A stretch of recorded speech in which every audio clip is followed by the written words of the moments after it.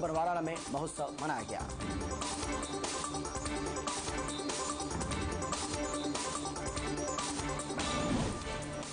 वरिष्ठ बीजेपी नेता सुरेंद्र पूनिया मुख्य अतिथि के रूप में इसमें शिरकत करने पहुंचे। कार्यक्रम की अध्यक्षता रणदीप सिंह ध्यूरू, पूर्व चेयरमैन मार्केट कमेटी बरवाला ने की।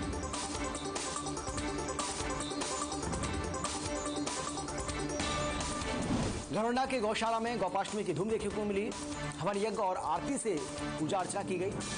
भगवान श्री कृष्ण और गौ माता की पूजा अर्चना की गई। विधायक हरविंद कल्याण गौपाष्टमी पर्व समारोह में शामिल हुए।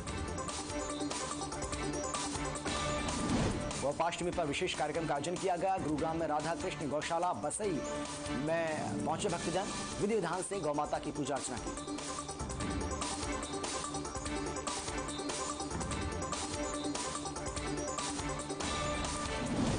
करनाल में गौपाष्टमी महोत्सव बड़े धूमधाम से मनाया गया। सुबह 4 बजे से श्री कृष्ण गौशाला में भारी संख्या में लोग जुटे रहे। गौ माता को हरा चारा और गुड़ खिलाकर गौ पूजन किया।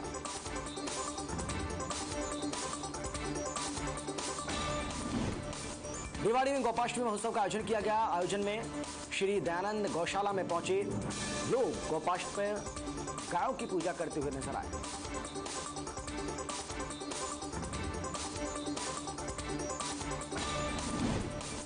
शाम की बाबा मुंगीपा गौशाला में गौपाष्टमी पर्व का आयोजन किया गया। गौ अस्पताल में गौपाष्टमी पर्व पर गायों की पूजा करने के लिए शहर से बड़ी संख्या में लोग पहुंचे। गौ माता की पूजा कर धूमधाम से गौपाष्टमी महोत्सव मनाया गया। बीजेपी विधायक निर्मल चौधरी गौपाष्टमी के अवसर पर गौशाला पहुंची। गौ माता को चारा खिलाया। निर्मल चौधरी ने कहा कि हमारे जीवन में गाय माता का विशेष महत्व है, सभी को करनी चाहिए गौ सेवा।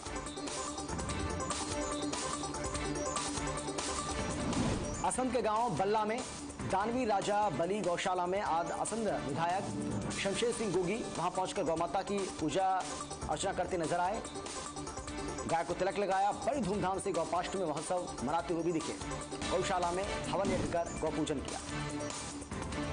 गोराचीका में भी गौपाष्टमी महोत्सव का आयोजन किया गया। आयोजन में गोराचीका शहर से बड़ी संख्या में लोग पहुंचे। धूमधाम से मनाया गया गौपाष्टमी महोत्सव। फरीदाबाद के बल्लभगढ़ विधानसभा के गांव नंदीग्राम गौशाला में गौपाष्टमी पर्व पर बड़ी संख्या में लोग यहां पर पहुंचे। इस मौके पर गौ माता के चरण धोकर और तिलक करके उन्हें वस्त्र भेंट कर उनका पूजन किया गया।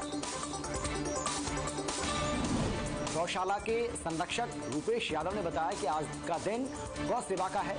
बड़कर विधानसभा से विधायक और कैबिनेट मंत्री मुख्य सेवक बन गौ माता को भोजन अर्पण किया। नरवाना में छठ पूजा पर्व पूरे ही हर्षोल्लास के साथ धूमधाम से मनाया गया।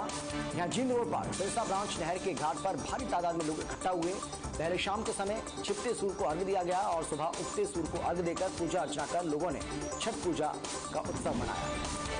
ब्रह्म सरोवर के तट पर सूर्यदेव को अर्घ्य देने के साथ ही छठ पर्व का समापन हुआ। परिवार और विश्व कल्याण की श्रद्धालुओं ने इस दौरान कामना की।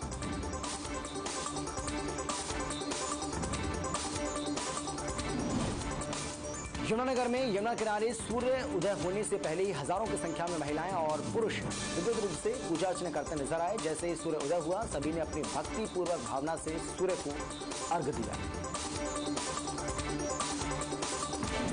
अंबाला में घग्गर नदी के तट पर छठ पूजा का आयोजन बड़ी धूमधाम से किया गया। इस मौके पर आयोजित कार्यक्रम में सैकड़ों की संख्या में लोगों ने भाग लिया। मेयर शक्ति रानी शर्मा ने कार्यक्रम में मुख्य अतिथि के रूप में शिरकत की। फरीदाबाद में छठ पूजा का पर्व बड़े ही धूमधाम से मनाया गया, तो वहीं घाट पर भारी संख्या में लोग पहुंचे और पूजा अर्चना करते हुए दिखाई पड़े।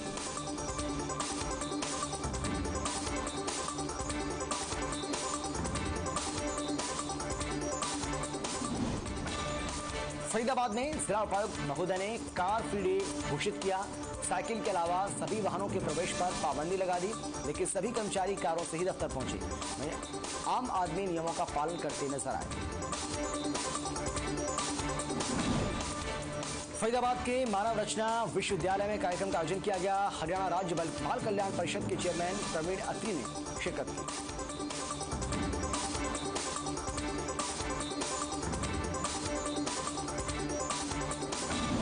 प्रवीण अत्री ने कहा कि बाल कल्याण परिषद बच्चों के खानपान, शिक्षा और स्वास्थ्य के लिए निःशुल्क काम करती है। साथ ही बाल भिक्षावृत्ति जैसे अनैतिक कार्यों से बच्चों को मुक्त करके उनका पुनर्वास करने का काम करता है। चौधरी सुरेंद्र सिंह खेल परिसर में खंड स्तरीय स्कूल खेलकूद प्रतियोगिता का आयोजन किया गया। इस दौरान जोनल सेक्रेटरी प्रदीप सांगवान और प्रवक्ता राजेश कुमार की देखरेख में लड़कों की अंडर 17 और अंडर 19 आयु की स्कूल एथलेटिक्स, कबड्डी, खो खो में प्रतियोगिताएं करवाई गई। बल्लभगढ़ शहर को कचरा मुक्त करने के मकसद से लगाए जाने वाले डस्टबिन के कार्य का शुभारंभ नगर निगम बल्लभगढ़ के ज्वाइंट कमिश्नर अनिल यादव ने किया। इस मौके पर हरियाणा के परिवहन और खनन मंत्री पंडित मूलचंद शर्मा के बड़े भाई टिपरचंद मुख्य रूप से मौजूद रहे। टिपरचंद शर्मा ने कहा कि पूरे शहर को स्वच्छ बनाने के लिए प्रशासन काम कर रहा है ताकि लोगों को स्वच्छ वातावरण मिल सके। इस मौके पर नगर निगम के ज्वाइंट कमिश्नर अनिल यादव ने भी लोगों से अपील की कि वो शहर को साफ रखने में प्रशासन का सहयोग करें। इस मौके पर करीब 9 डस्टबिन लगवाए गए। पानीपत की औद्योगिक नगरी में लगातार बढ़ रहे डेंगू के मामलों को देखते हुए स्वास्थ्य विभाग अलर्ट हो गया है। डेंगू के लार्वा को खत्म करने के लिए गंबूजिया मछली का सहारा लिया जा रहा है। पानीपत के सामान्य अस्पताल में गंबूजिया की हैचरी बनाई जा रही है। पानीपत में डेंगू के केस का आंकड़ा 1081 जा पहुंचा है, जिसके लिए जिले में 282 जगहों पर गंबूजिया मछलियां छोड़ी जा रही हैं।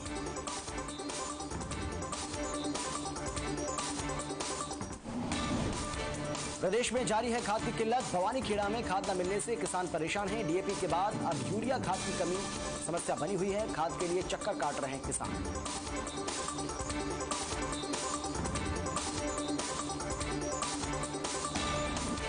यमुनानगर में निर्माणाधीन पुल पर बढ़ रहा है टूटने का खतरा। ब्रिज के आसपास माइनिंग कर रहे माफिया। अधिकारियों की मिलीभगत से हो रहा काम।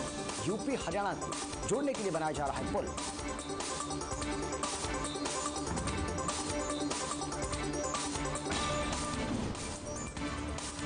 करनाल मैनछठ पूजा के दौरान बड़ा हादसा। पश्चिमी यमुना नहर में 2 लोग डूब गए। युवक उगते सूर्य को अर्घ देने के लिए पहुंचे थे। दोनों युवक बिहार के रहने वाले थे। सोनीपत में पहलवान निशा हत्या मामला। सोनीपत पुलिस ने पंचायत में जानकारी दी है। पुलिस ने आरोपियों पर 1 लाख का इनाम घोषित किया। क्राइम ब्रांच की आरोपियों की तलाश में जुट चुकी है।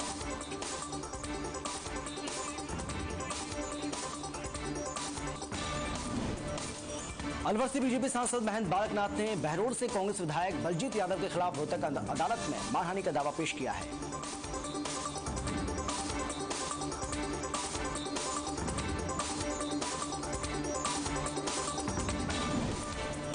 मामले में महेंद्र बालकनाथ अपने बयान दर्ज करवाने रोहतक अदालत पहुंचे। इस मामले में अगली सुनवाई 12 जनवरी 2022 को होगी।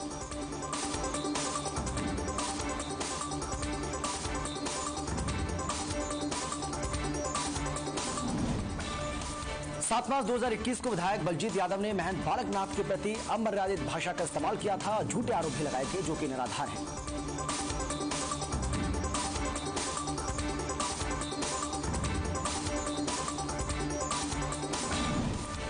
चीन में धान की खरीद न होने से परेशान किसान ने आत्महत्या की है। आत्महत्या की धमकी दी है।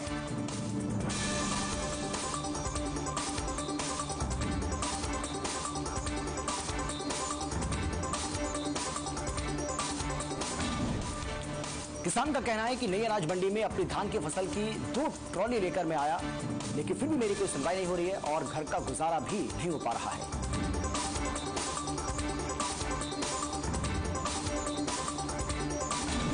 बिहार धान की खरीद न होने से मंडी के बाहर ट्रैक्टरों की लंबी लंबी कतारें देखने को मिल रही हैं, जिसके चलते गुस्साए किसानों ने जिला उपायुक्त कार्यालय के बाहर धान से भरी ट्रॉली पर खड़ी कर जाम लगा दिया।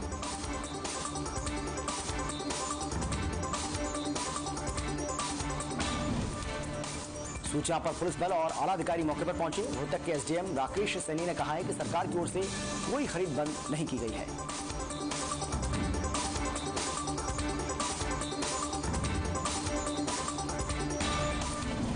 सैनी ने कहा कि केवल गेट पास जांच करने की वजह से देरी हो रही है। किसानों ने चेतावनी दी है कि अगर खरीद सुचारू रूप से नहीं हो पाई तो कोई बड़ा कदम भी उठाने पर मजबूर होंगे।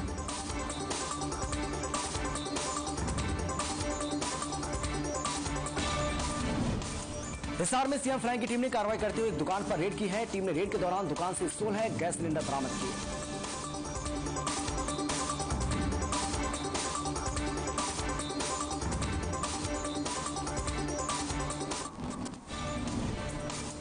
दुकान में घरेलू गैस सिलेंडरों से 5 किलो के छोटे गैस सिलेंडर से गैस भरने का काम किया जाता था। दुकानदार के पास गैस भरने का कोई लाइसेंस भी नहीं था।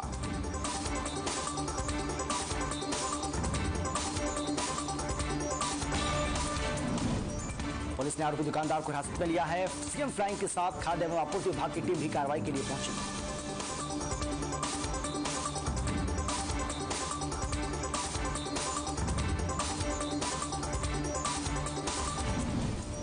टीम कृषि कानून के विरोध में दिल्ली की सीमाओं पर किसानों का आंदोलन लगातार चल रहा है, जिसको लेकर सोनीपत कुंडी बॉर्डर पर संयुक्त किसान मोर्चा की अहम बैठक हुई।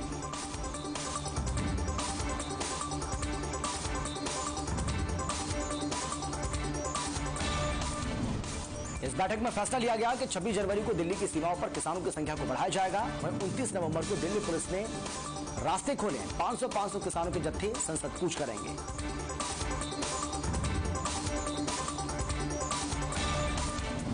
किसानों ने अब बिल्कुल साफ कर दिया है कि वो सरकार के साथ आर पार की लड़ाई के मूड में हैं। किसान नेता गुरनाम सिंह चंगुनी स्थिति पर नाराज दिखे।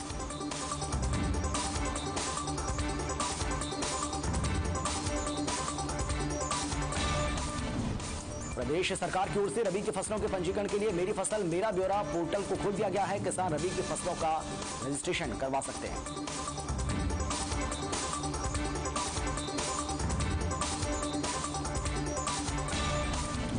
तो शाम के खंड कृषि अधिकारी संजय मक्कड़ ने बताया है कि प्रदेश सरकार ने किसानों के लिए 7 नवंबर से मेरी फसल मेरा ब्यौरा पोर्टल शुरू कर दिया है।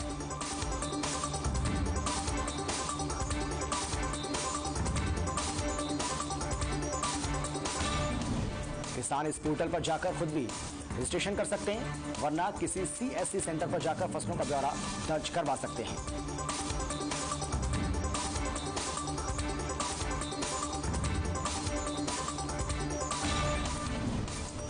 भवानीखेड़ा अनाज मंडी में अपनी धान की फसल की बिक्री के लिए पहुंच रहे किसानों ने दामों को लेकर अपनी नाराजगी जाहिर की है। 2 दिन पहले आए धान की फसलों में गिरावट को लेकर ये किसान बेहद नाराज हैं।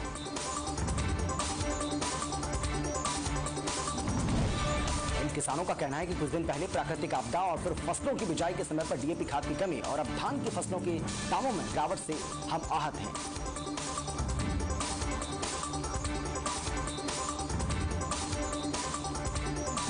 उन्होंने कहा कि सरकार ने धान की फसलों का जो रेट तय किया है वो किसानों के लिए नाकाफी है। इससे तो उनकी लागत और नुकसान की भरपाई हो पाना भी बहुत मुश्किल है।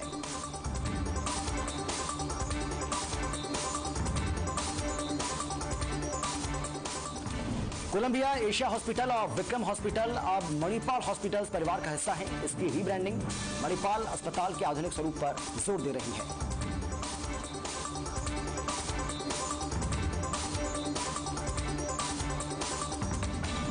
उच्च गुणवत्ता वाली प्रोफेशनल सेवाओं का प्रदर्शन करती है, जिसकी अपेक्षा मरीज करते हैं। रीब्रांडिंग मणिपाल हॉस्पिटल्स को एक नई पहचान देगी।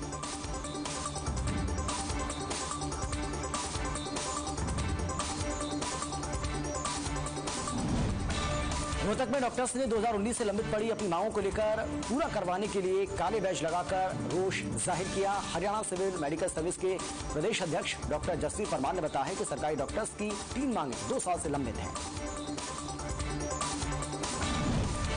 सभी डॉक्टर्स 2 घंटे की पेन डाउन स्ट्राइक करेंगे। अगर सरकार फिर भी बात उनकी नहीं सुनती है तो सभी डॉक्टर मजबूर होकर पूर्ण स्ट्राइक पर चले जाएंगे, जिसके लिए सरकार ही जिम्मेदार होगी।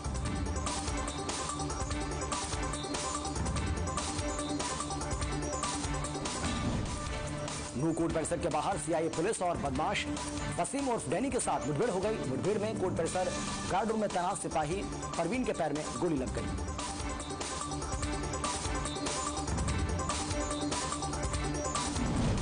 सीआईए पुलिस ने बदमाश वसीम उर्फ डैनी को काबू कर लिया है और घायल सिपाही को गवर्नमेंट मेडिकल कॉलेज में एडमिट करा दिया है।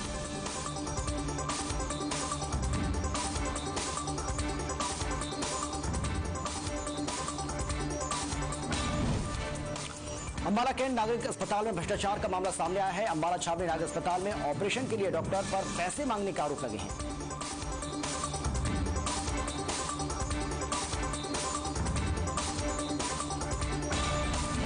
इनेलो नेता ओंकार सिंह ने बीजेपी सरकार पर जमकर निशाना साधा। ओंकार सिंह ने कहा कि नागरिक अस्पताल में डॉक्टर्स की ओर से ऑपरेशन करने के एवज में गरीब मरीज से पैसे मांगना बहुत ही निंदनीय और शर्मनाक है। चरखी दादरी के लोहारू रोड से गुजरते हुए एक ट्रैक्टर अचानक से असंतुलित होकर पलट गया। सूचना पर पहुंची पुलिस घटना के संबंध में आगे की कार्रवाई में जुट गई है।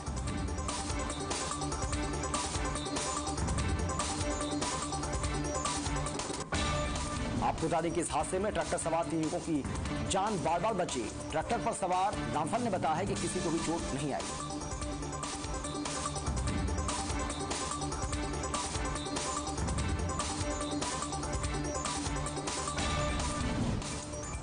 चरखी दादरी पुलिस की ओर से सड़क के बीचों बीच पलटे इस ट्रैक्टर को आपको बता दें कि स्क्रीन की सहायता से सड़क से हटवाया गया।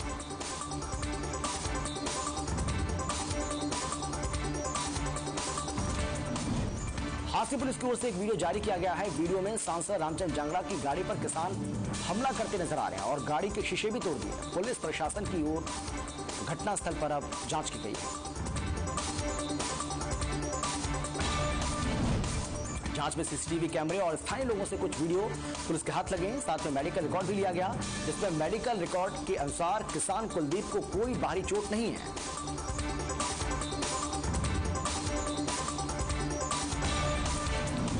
अम्बाला सेंट्रल जेल में मोबाइल फोन मिलने के काफी मामले सामने आ रहे हैं और अब एक बार फिर से जेल ग्राउंड से उप सहायक अधीक्षक को जेल का चक्कर लगाते समय एक पैकेट मिला है।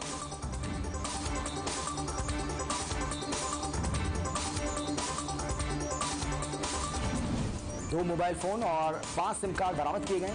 जेल अधिकारी की शिकायत पर पुलिस ने मामला दर्ज कर लिया है और साइबर सेल की मदद से जल्द ही मोबाइल और सिम कार्ड के बारे में पता लगाने की बात पुलिस की ओर से की जा रही है।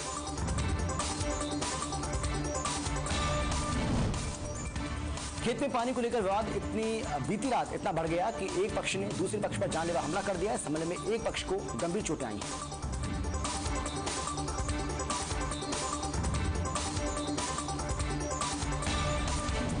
इस मामले के अनुसार गांव मलिक्का में हसन सिंह का खेत है। दोनों पक्षों में खेत को लेकर कहासुनी हुई, जिसके बाद कहासुनी हाथापाई तक जा पहुंची और विवाद बढ़ गया।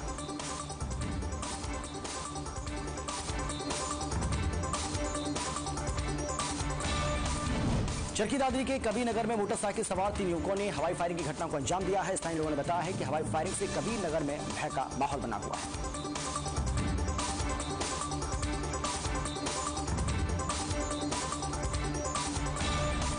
मामले की सूचना पुलिस को दी गई। घटनास्थल पर पहुंची पुलिस ने आरोपियों की तलाश शुरू कर दी है।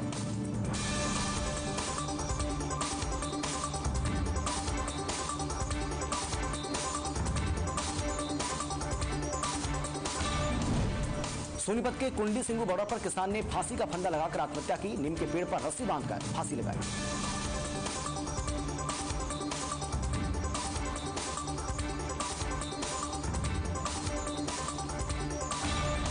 आपको बता दें कि किसान गुरप्रीत सिंह पंजाब का रहने वाला था। कुंडली थाना पुलिस ने अब शव को कब्जे में लेकर पोस्टमार्टम के लिए अस्पताल में भेज दिया है।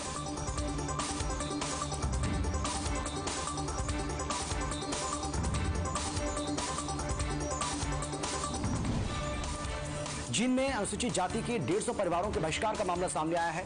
न्याय के लिए जींद नगर सचिवालय के सामने दलितों ने धरना दिया। 10 लोग बैठे भूख हड़ताल पर।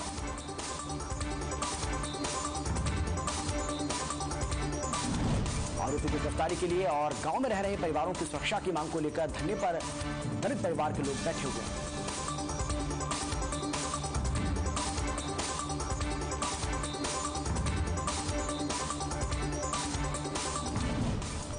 अनुसूचित जाति के एक शख्स दिनेश का कहना है कि 10 लोग भूख हड़ताल पर बैठे हैं क्योंकि जिन लोगों ने हमला किया था उन लोगों की गिरफ्तारी अब तक नहीं हुई है।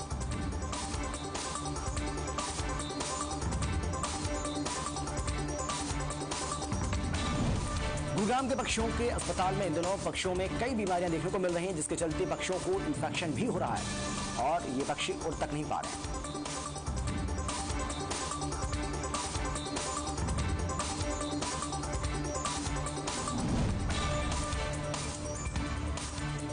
पक्षियों के अस्पताल के डॉक्टर्स की माने तो इन दोनों पक्षियों के लिए जगह जगह पानी रखना चाहिए और कूड़े के ढेरों में आग नहीं लगानी चाहिए, जिससे प्रदूषण की मात्रा ना बढ़े।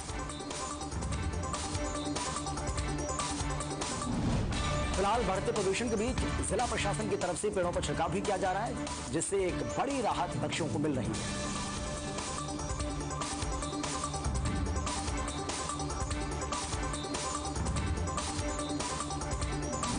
कैथल में कर्मचारियों ने राज्य कमेटी के आह्वान पर बिजली वितरण निगम के कार्यालय के बाहर रोष प्रदर्शन किया।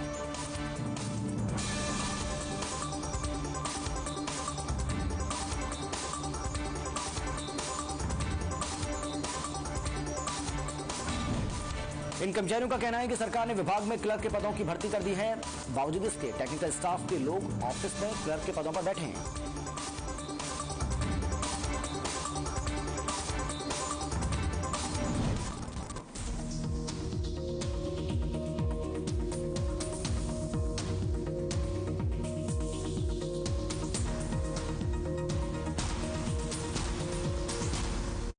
एक्शन जैसा बॉयलो भी